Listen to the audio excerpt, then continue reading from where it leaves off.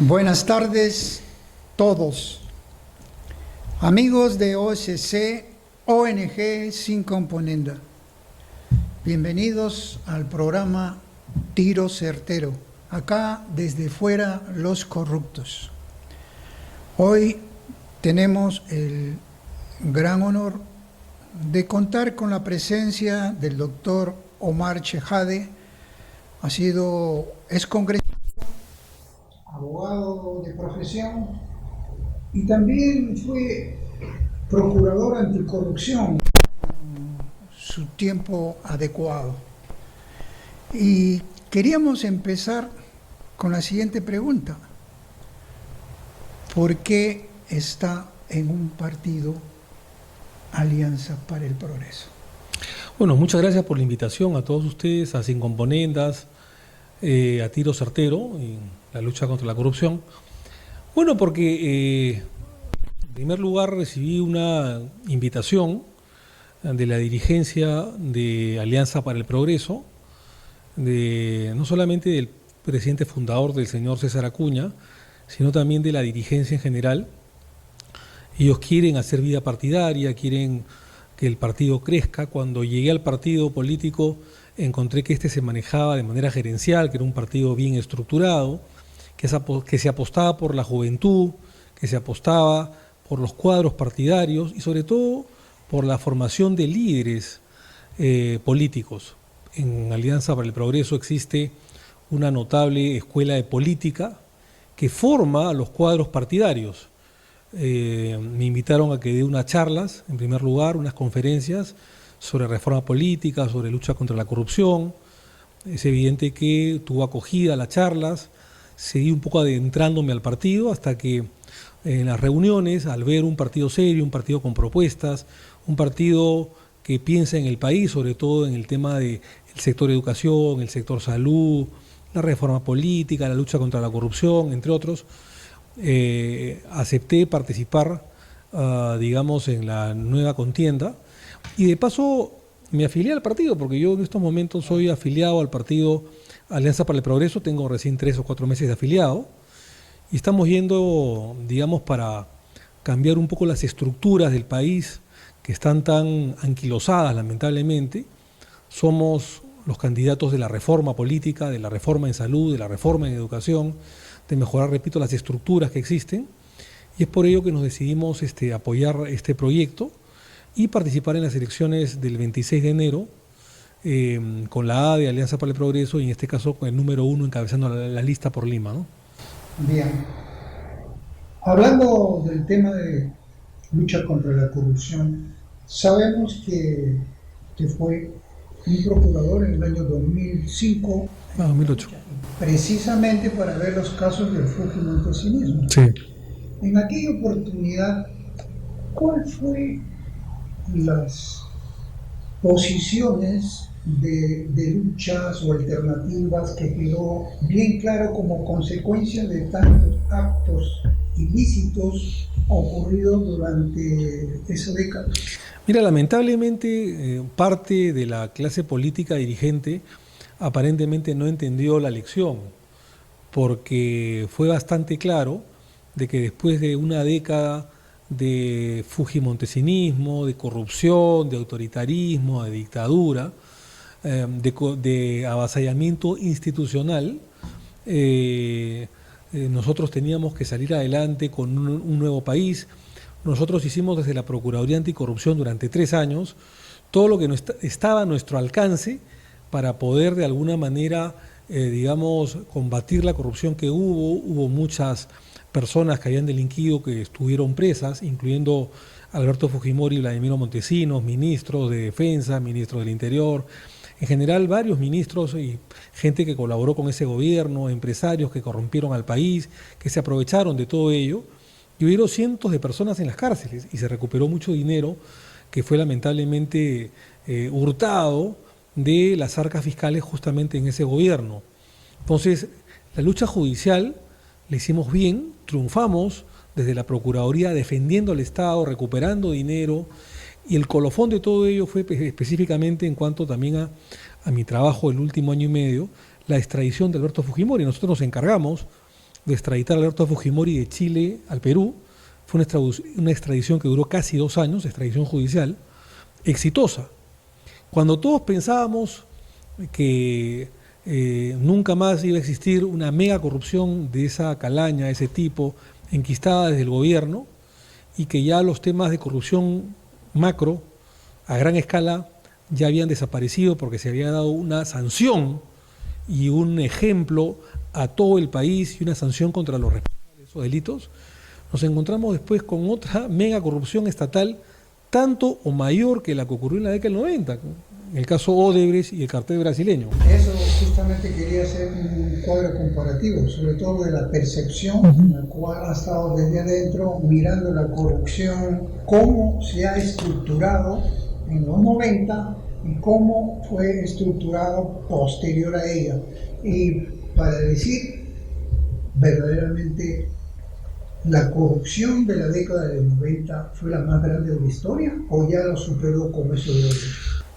Probablemente se haya superado porque mientras la corrupción de la década del 90, donde estaban Fujimori y Montesinos como siameses, y un entorno corrupto dentro de parte de la Fuerza Armada, la cúpula de la Fuerza Armada, ministros, directores, gente del servicio secreto, empresarios que sirvieron al fujimontesinismo, pero instituciones quebradas, el Poder Judicial al servicio del fujimontesinismo, el Ministerio Público con una Blancanelia Colán, el Poder Judicial con Rodríguez Medrano y compañía, la Contraloría General de la República, la SUNAT como un organismo represor contra los opositores del régimen fujimorista, y otras instituciones, la prensa corrompida, se me estaba olvidando, han habido broadcasters que llegaron, digamos, a corromper al país, que vendieron su línea editorial y que finalmente fueron procesados y sentenciados con condenas firmes y largas.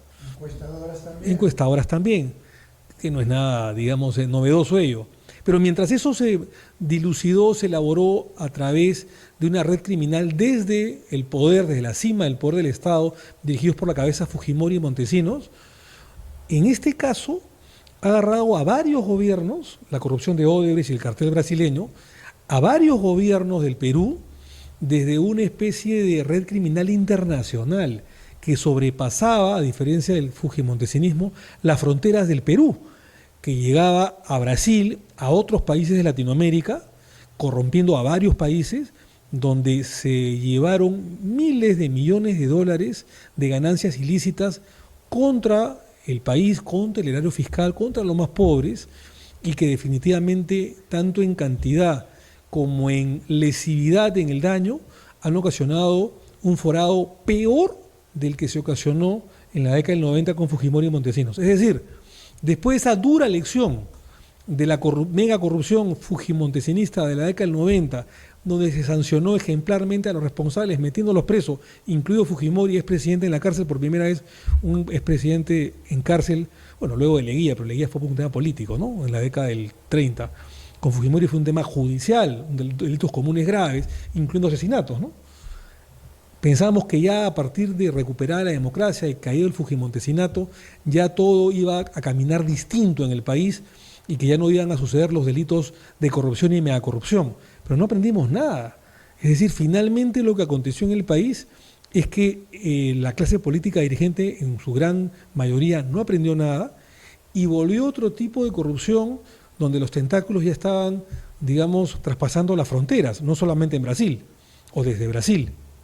Y es por ello que, digamos, la corrupción llegó al gobierno de Toledo, al señor Toledo, que está preso el día de hoy en los Estados Unidos y que va a ser extraditado, llegó al expresidente Alan García y su gobierno aprista, que para no purgar prisión se tuvo que meter un balazo en la cabeza, un tiro certero, como programa, en la cabeza lamentablemente, y liquidar su vida antes que pasar el vergonzante episodio de epílogo de ir preso enmarrocado de brazos cruzados, y también aparentemente otros gobiernos como el de Kuczynski, por ejemplo, ¿no?, en el que también tiene serias denuncias de corrupción. Por eso digo, no aprendimos nada. Entonces, claro, la gente de a pie, y acá viene el gran problema, el ciudadano de a pie dice, bueno, si esto se hizo, digamos, en democracia, ¿por qué no se ha podido hacer también en dictadura? O sea, uno pensaba que la democracia tiene ventaja, y la tiene evidentemente con respecto a la dictadura,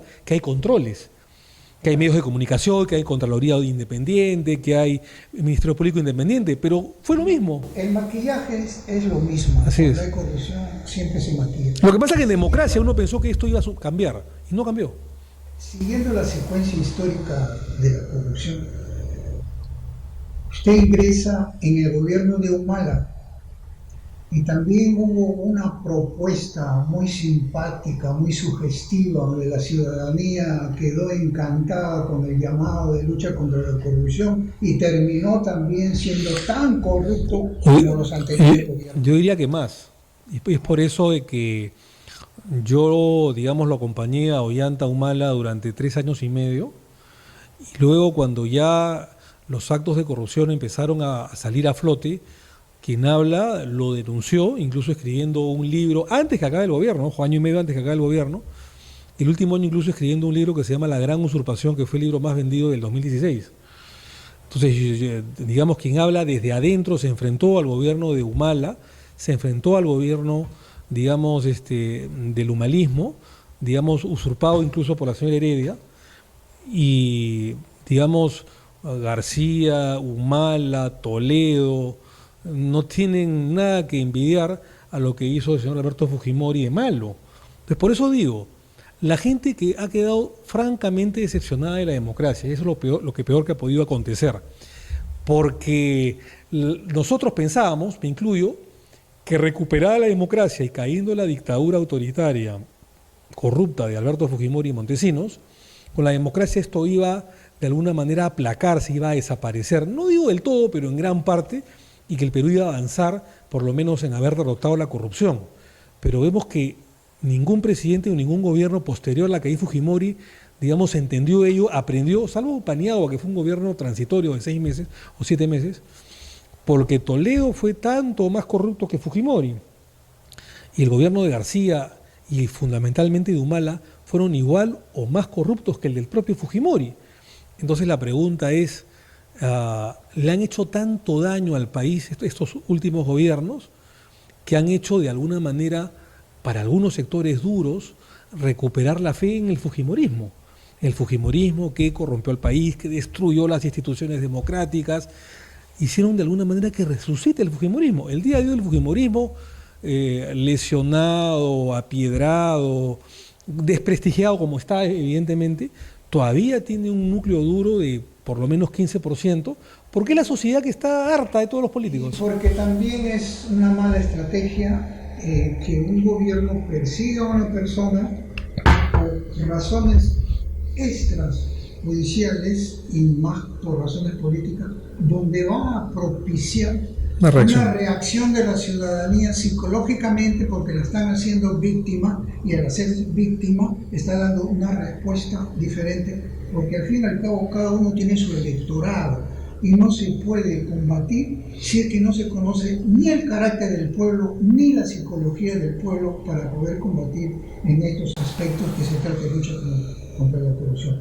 Volviendo al tema de Humala, algunos dicen de que cuando renunció al gobierno de Humala, que ya había visto algunas líneas torcidas, como decía su famosa frase, qué difícil es caminar derecho, como dijo una vez. Pero también usted tuvo una acusación ahí por cuestiones de corrupción. ¿Nos podría detallar a qué se debió, cómo fue? Primero que ese tema se archivó, fue una acusación interesada por algunos grupos de poder en ese momento. El fujimorismo, en primer lugar, no me perdonaba, digamos, todo lo que se hizo en materia anticorrupción contra ellos, el procedimiento extradicional contra su padre, y evidentemente cuando hubo un problema, un error político de quien habla, porque hubo un error político, evidentemente, yo lo reconocí en su debida oportunidad, aprovecharon para hacer un cargamontón político-mediático. Y en ese momento la señora Heredia, se lo dije el día de hoy a un medio de comunicación, la señora Nadine Heredia, que tenía celos políticos en ese momento de su vicepresidente, porque yo era vicepresidente de la República, aprovechó ese cargamontón para enviar un tuit y hacer todo lo posible para sacarme de carrera política. Eso fue lo que aconteció. Más allá de, digamos, de una reunión totalmente absurda, en la que no sucedió más que una conversación inocua, en la que no tenía mayor sentido, en un restaurante, con un familiar, en el cual se hizo también una cacería contra esta persona, familiar mía. Y claro, un error político se convirtió en un escándalo mediático que terminó finalmente en un archivamiento, porque no había ningún tipo de delito más que un absurdo error político de una persona que en ese momento era nueva y pagaba derecho de piso, como quien habla, nueva en política, joven, digamos. Y luego de ese caramontón hubo una investigación en la Subcomisión de Acusaciones Constitucionales y en la Comisión Permanente, y por mayoría este hecho fue archivado. No contentos con ello, el fujimorismo envió un documento al Ministerio Público para que se siga investigando. Y lo investigó el propio fiscal de la Nación, que nada tenía que ver con el humanismo en ese momento, con el nacionalismo.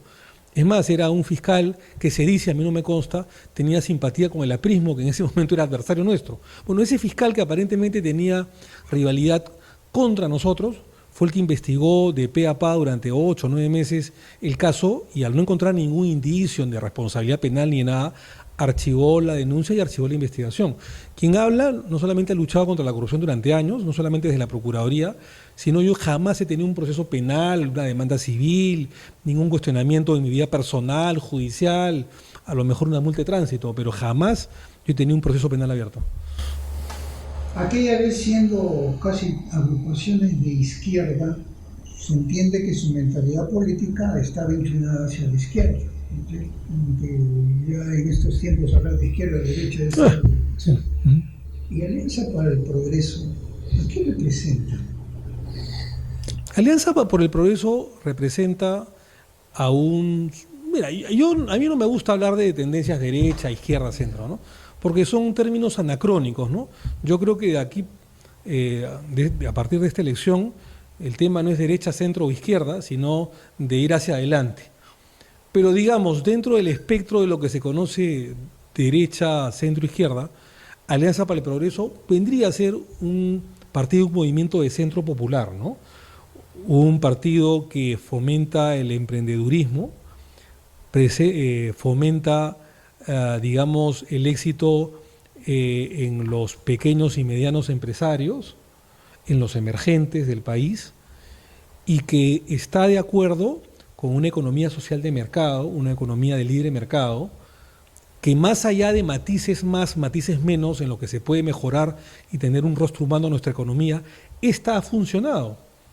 Mira, yo comentaba el otro día en un debate que esta economía social de mercado, libre de mercado, de una economía abierta al mundo, de inversiones, ha dado sus frutos en cuanto al crecimiento económico en los últimos 22, 23 años, y hemos disminuido los índices de pobreza de 48% que había el año 2000, o sea, de cada 2 peruanos, 1 era pobre, a 21%. O sea, el día de hoy hay un 21% de pobreza en el Perú. Es decir, Colombia tiene 23% de pobreza y Argentina, que está quebrada, tiene 30%, con todo lo rica que es Argentina. Hemos disminuido 7 millones de pobres, es decir, desde el 2001 a la fecha, casi 20 años, hay 7 millones menos de pobres. Quiere decir de que hemos avanzado. Hay una política económica que ha seguido el Ministerio de Economía y Finanzas, en la que sí ha tenido aciertos los últimos gobiernos, en la que se ha aplicado un mismo modelo económico de libre mercado, de competencia, de competitividad, cero proteccionismo, cero control de precios, que ha fracasado en Latinoamérica y en el Perú también en la época de Alan García, primer gobierno, en que se ha entendido que este es el rumbo, política de tratados de libre comercio, abierta al mundo, fomentando las inversiones nacionales y extranjeras. Y el hecho de haber crecido 6-7 puntos porcentuales en los últimos 20 años, es cierto que hemos caído a 3 puntos o a 2.3 por la ineficacia probablemente del gobierno de Vizcarra y el gobierno de Humala, pero hemos seguido creciendo con piloto automático. Quiere decir que este es el camino. En piloto automático, pero ahora estamos pasando unos problemas posible incluso recesión económica a futuro si es que no se hacen las correcciones adecuadas. Hay varios temas al respecto, ¿no? Uno es el populismo de algunos gobiernos últimos, sobre todo el de Vizcarra, que de alguna manera juegan para el aplauso de la platea y no necesariamente para lo que debe ser. Hay una ineficacia en el gasto público. No puede ser posible que municipalidades o gobiernos, el gobierno central mismo o los gobiernos regionales gasten menos del 40 o 50% del gasto público. O sea, la ejecución de gasto es pésima y eso es parte del causa del problema de la incapacidad de gestión pública, correcto, de gestión pública de los alcaldes, de los gobernadores y del propio presidente de la República y sus ministros.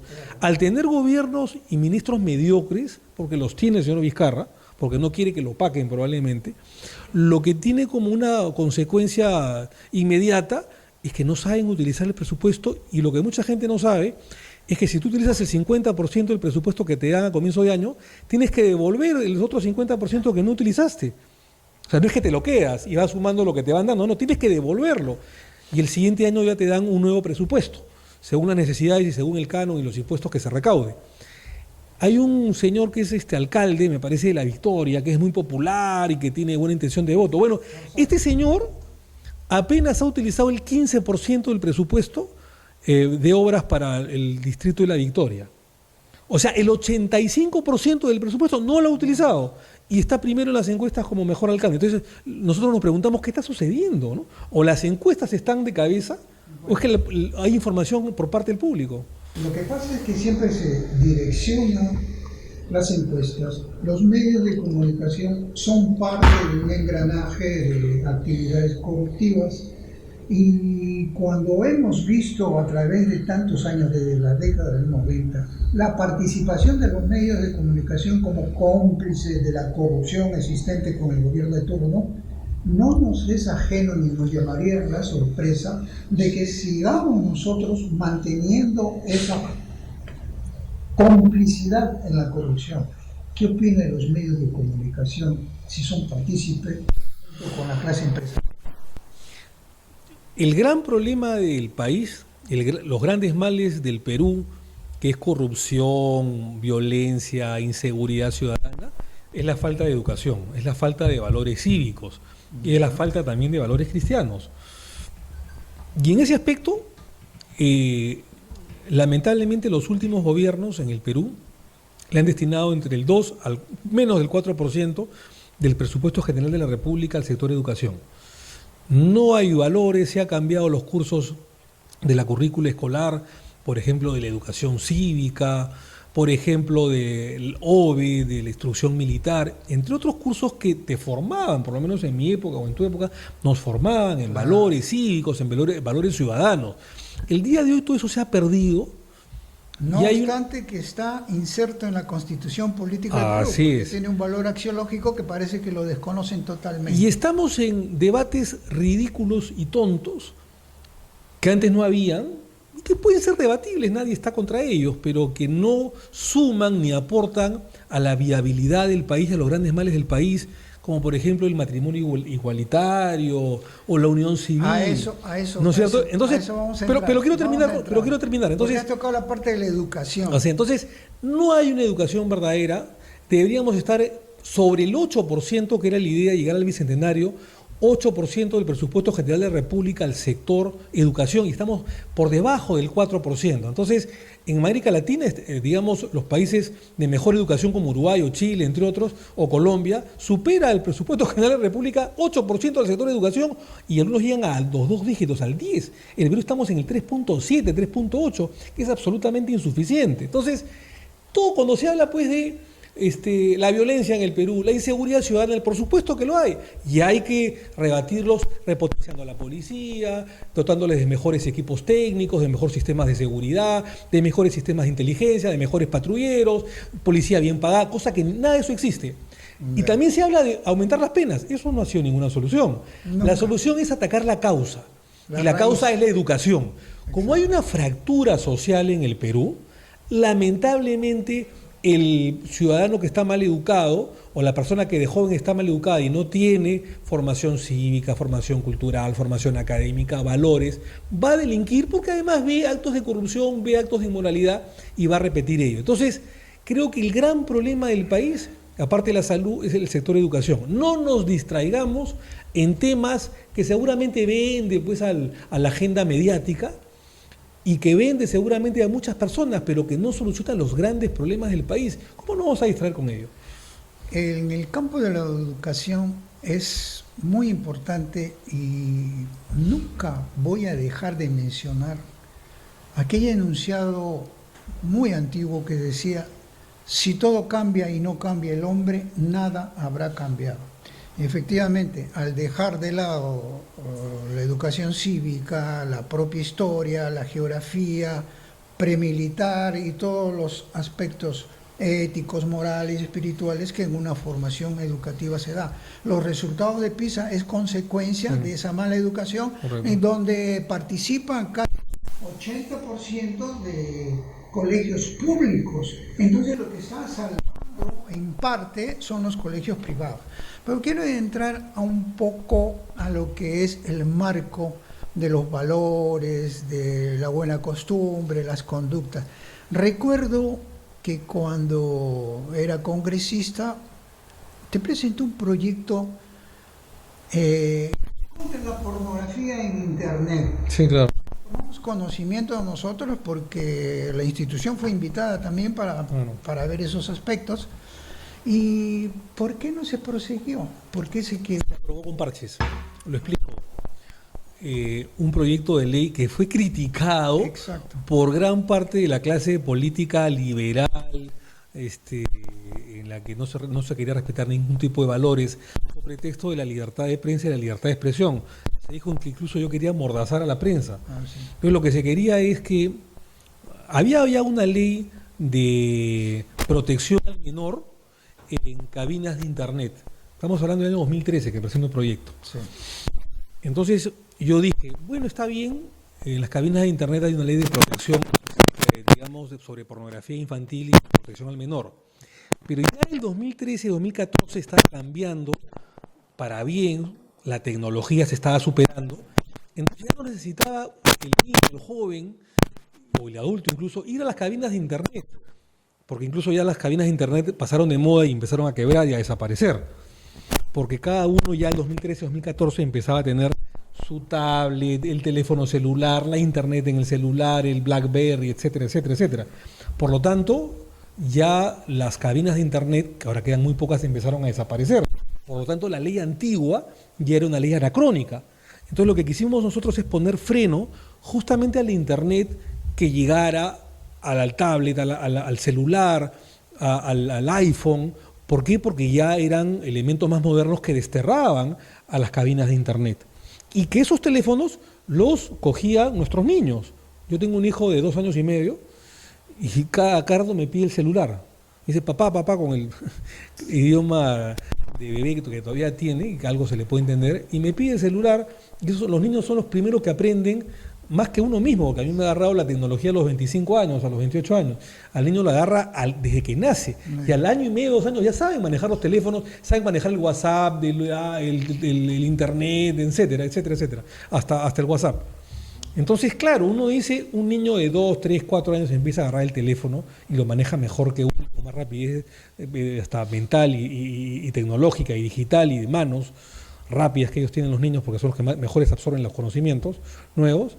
Y de repente pues aparece un acto pornográfico, un acto sexual, contra natura, etc. Entonces, ¿qué explicación le damos a los niños, no? O sea, ¿qué perversión le estamos metiendo en ese momento? Por eso es que nosotros decíamos que en el proyecto de ley que se debería restringir y prohibir todo lo que sea pornografía por parte de las compañías que te colocan las aplicaciones en los teléfonos, en los iPhones, en las tablets, etcétera.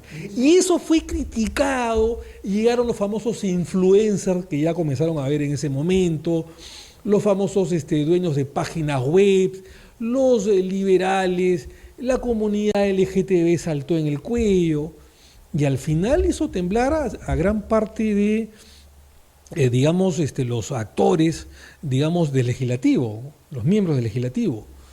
Me acuerdo que en medio de todo, aunque te parezca mentira, nuestros adversarios políticos, que eran los fujimoristas, debo reconocer, estaba la presidenta en ese momento de la comisión me parece que era del niño y la mujer, que era Cecilia Chacón, tuvo la decencia de apoyar nuestro proyecto.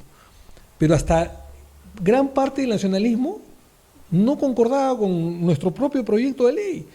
Y ni qué decir otras agrupaciones políticas absolutamente liberales en ese tema. Y el proyecto se aprobó, pero se aprobó con parches. Se disminuyó el control de la pornografía en Internet.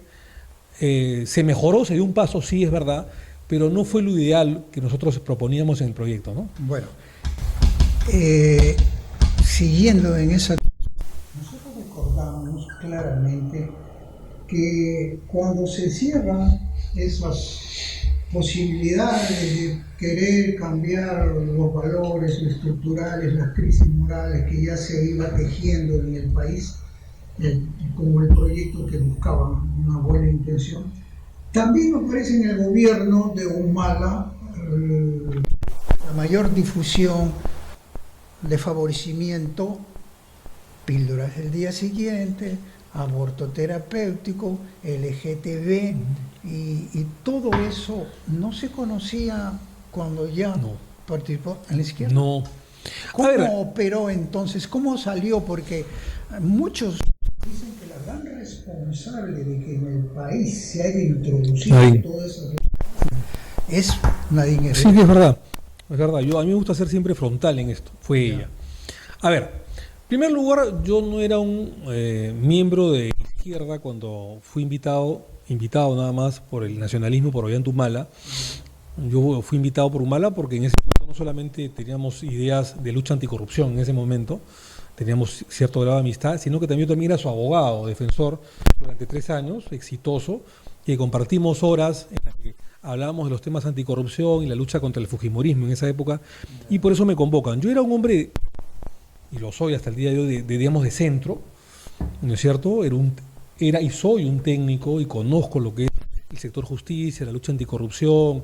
Soy un hombre que conoce el tema del derecho constitucional, soy un hombre que ahora está aportando el tema del regreso al Senado, el tema de la eliminación de la inmunidad parlamentaria como propuesta, la creación del Distrito Electoral 27, en fin, la ley de la no reelección inmediata de no congresistas, sino de gobernadores y alcaldes, fue un proyecto también nuestro, entre otros. Entonces, mediante ello, nosotros accedimos como invitados al nacionalismo. Y Ollanta-Humala tampoco era en el fondo un hombre de izquierda, ¿no? Era un hombre popular, un hombre que le gustaba llegar al pueblo. Concordábamos en que había que fomentar la inclusión social, que creo que fue una de las pocas cosas buenas que hizo, digamos, de llegar a la población con programas sociales, tener una economía con rostro humano, humanizar la economía. Pero ni él era un hombre de izquierda, y Nadine tampoco. Lo que pasa es que fue apoyado por la gente de izquierda, digamos, el sector de Discanseco, Dagmer, Carlos Tapia, entre otros, de que después Humala se deshizo inmediatamente de manera fría, desleal y traidora, dicho sea de paso. Pero yo nunca he sido un hombre de izquierda, ni mucho menos, ni marxista, todo lo contrario, era un hombre de centro, digamos, demócrata, cívico. Y en ningún momento, ni con la izquierda, ni sin la izquierda, había un proyecto nacionalista para proponer ni el matrimonio igualitario, ni la unión civil, ni el aborto terapéutico, ni temas que vayan contra la vida y contra la familia. Todo lo contrario.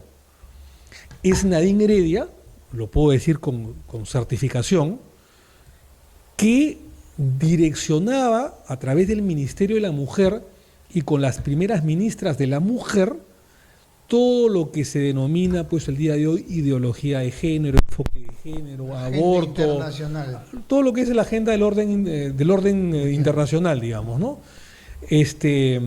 ¿Por qué? Porque ella pensaba torpemente, no es una mujer inteligente como mucha gente piensa, es hábil pero no inteligente, pensaba torpemente de que eso le iba a redituar votos, porque ella lo calculaba todo en votos para ser electa presidenta del 2016. Y eso yo lo denuncié en mi programa Gran Usurpación, que dicho sea de paso fue el libro más vendido de ese año. Ya. Entonces, ella direccionaba y a través del Ministerio de la Mujer empezó a ingresar esos temas que el día de hoy están en boga. Evidentemente hay algunos congresistas de otras bancadas como Carlos Brus que también estaban a favor de ello. Pero fundamentalmente ese sector del gobierno direccionado por la primera dama, la señora Heredia. Y después, el último año, trató de instruir a varios congresistas para que votaran a favor de ello.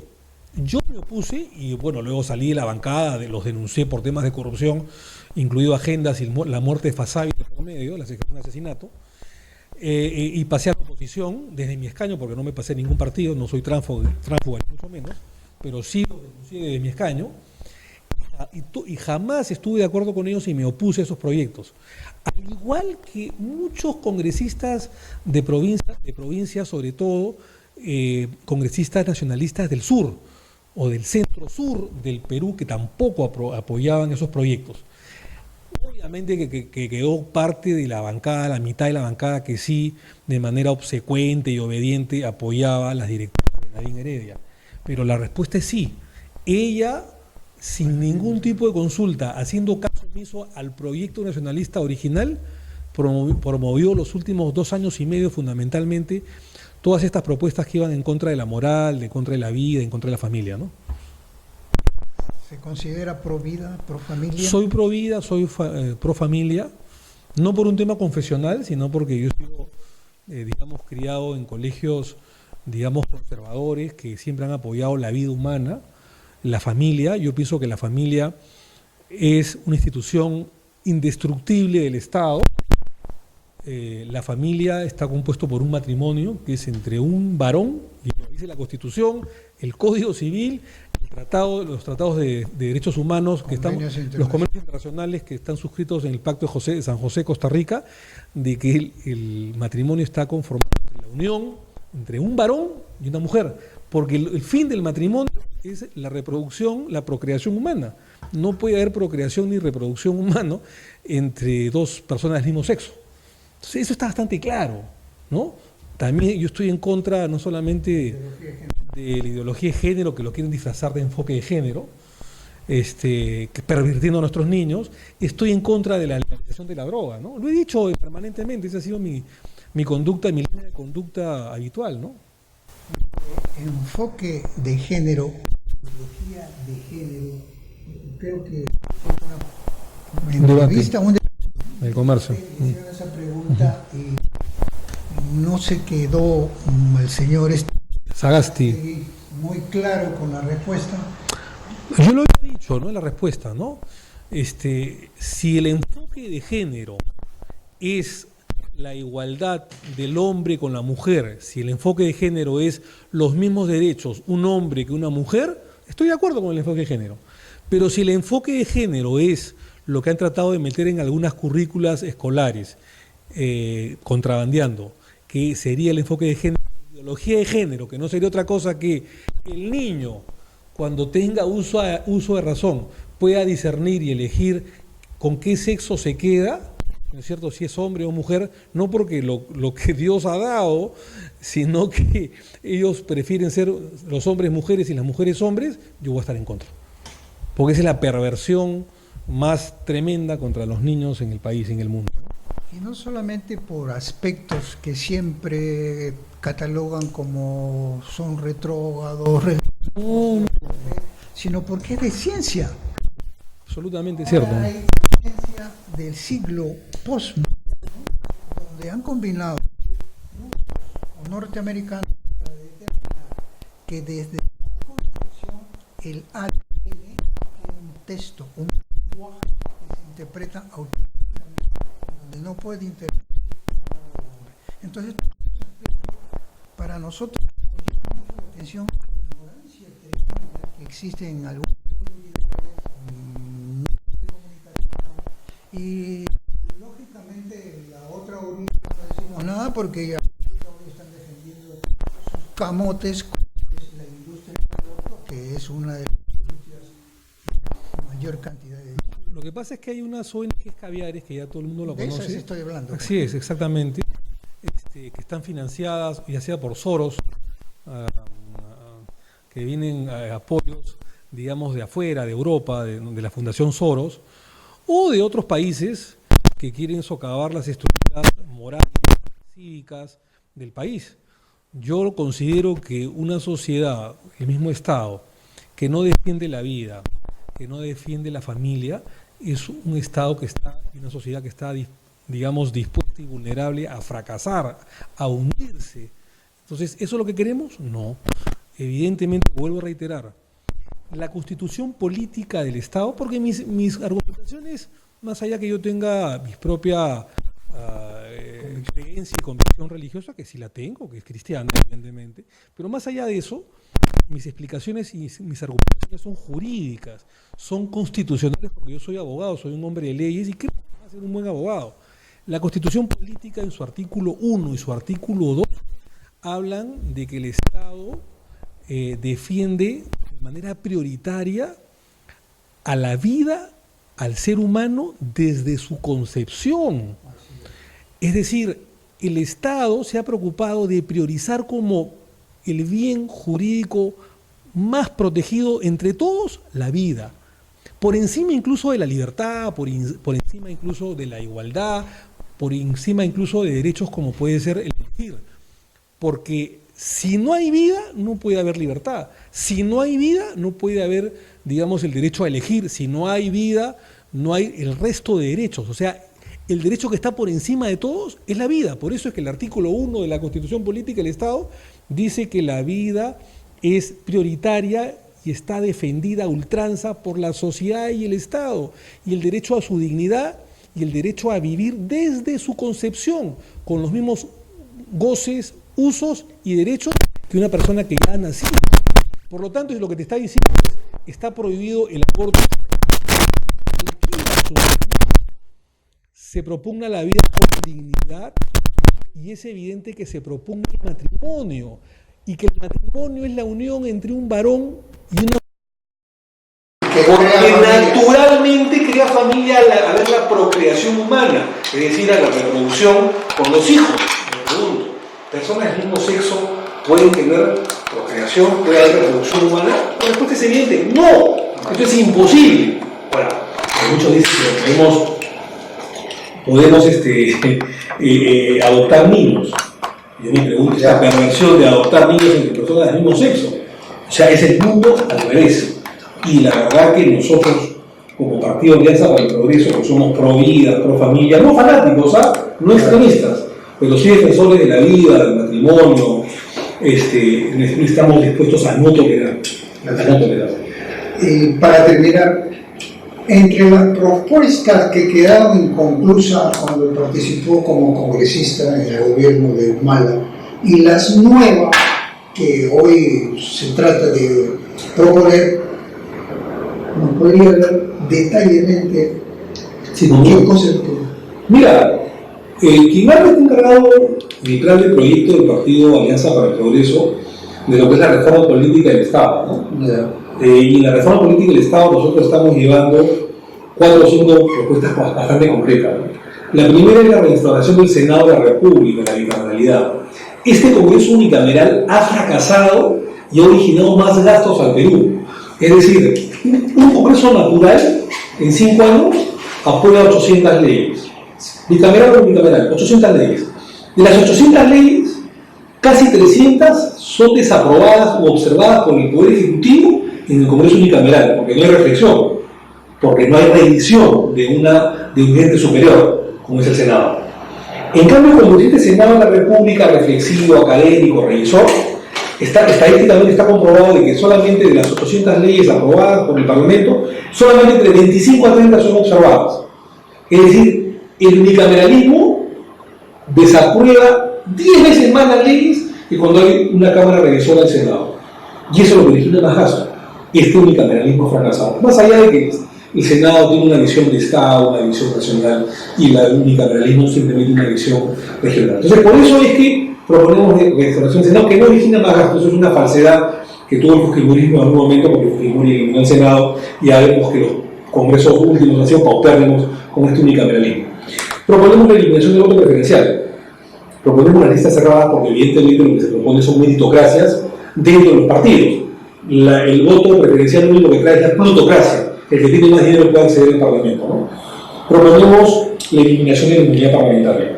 Colombia tiene inmunidad parlamentaria después de la experiencia trágica de Pablo Escobar, que fue diputado en Colombia, representante de la Cámara Baja, y se protegía de todos los actos de corrupción y narcotráfico justamente con la inmunidad. La nueva Constitución de Colombia, en el año 91, como consecuencia de la funesta historia de Escobar, eliminó al 100% la inmunidad parlamentaria, y Colombia es uno de los países de mejor democracia y congresos en América Latina. La mejor inmunidad de un parlamentario es precisamente su buen comportamiento. También estamos proponiendo el Distrito Electoral número 27. ¿Qué es eso? El Distrito Electoral 27 es la creación de un nuevo distrito para que los peruanos en el extranjero, que son más de 3,5 millones, más de 1 millón habilitados para votar, puedan elegir a sus propios representantes. Ya no los elijan como se eligen actualmente, sino que elijan entre los que viven en los países del extranjero, la diáspora del extranjero. Tienen derecho los peruanos en el extranjero a elegir a sus propios representantes, que saben las pellejerías que sufren los peruanos en el exterior. Esa será una lucha que van a tener que hacer. La sanción al transfugismo también es parte de nuestros proyectos, para que sean destituidos los congresistas tránsfugas que se pasan a otro partido, a otra bancada. Pueden renunciar al partido, sí, pero quedarse solo, no pueden irse a otra bancada. Con eso eliminará el transfugismo por cálculo político con sus personas subalternas. Estamos proponiendo también el juicio de residencia del presidente de la República, para que una vez que acabe su mandato se haga un balance, se quede en el Perú por lo menos 6 meses, y haga un balance ante el nuevo Congreso y ante la Contraloría, que hizo una auditoría administrativa primero para ver cómo entró y cómo salió de la presidencia de la República. Algo así como hacían los reyes con los reyes cuando había la colonia española. El virrey no se podía mover del Perú durante 6 meses hasta que diera cuenta a la corona de la gestión que hacía como virrey en el Perú. El presidente de la República también debe tener juicio de residencia. Fue un tema que propuso Ollanta y que incumplió. Yo lo presenté al final del gobierno, pero lamentablemente no tuvo eco en el Congreso. Y finalmente, el voto voluntario. El voto voluntario es importante para mejorar la calidad del miembro del Congreso de la República, del congresista, porque es un voto pensado. Es un voto de conciencia, es un voto cívico, en la que no obligas a la población a ir a votar y elegir al último momento. Pero no se puede caer también en dejadez, como pasa sí, en Chile, que solamente bajó con al 30% nomás eligen un presidente. Creo que es 45%, bajó del 85 a 45%. Sí, es verdad, pero es un voto pensado, es un voto consensuado, es un voto cívico, es un voto en el que vas a elegir no solamente al presidente, sino a los congresistas con mayor calidad, y no te obligan a votar, porque además hay un tema acá. El voto obligatorio es un voto antidemocrático, porque si la democracia es libertad, lo obligatorio no puede ser libertad, lo obligatorio es antidemocrático, la libertad es la democracia. Por eso es que ese voto voluntario tiene que ir acompañado a que los partidos políticos y el Estado peruano se comprometan a una lucha cívica, a una campaña cívica de concientización de la población, para que se enseñe a votar y se enseñe a tener confianza en sus autoridades y la mayor parte de gente pueda ir feliz a votar. Yo prefiero que vayan a votar la mitad de los que van a votar ahora, pero voten de conciencia.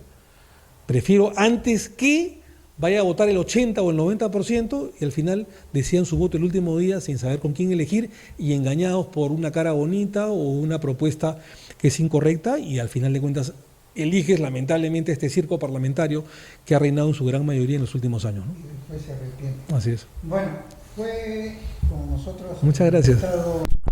Omar Chejade, que va con Alianza para el Progreso con el número 1. Y consideramos que aquí en Tiro Certero los personajes invitados que van viniendo y van siendo destacados, nos consideramos que deben ser personajes importantes, indiscutibles para todo parlamento, para ser la contraparte, el contrapeso. Porque si vamos a tener sobones y adulones toda la vida, o gente impreparada, ignorante, seguiremos quejándonos, seguiremos decepcionándonos y seguiremos lamentándonos de haber escogido parlamentarios. E incluso esto va hasta la presidencia, porque a veces escogemos líderes que no tienen ni la capacidad siquiera para poder dirigir los destinos del país. Muchas gracias. Muchísimas gracias, encantadísimo, por favor, gracias a ustedes.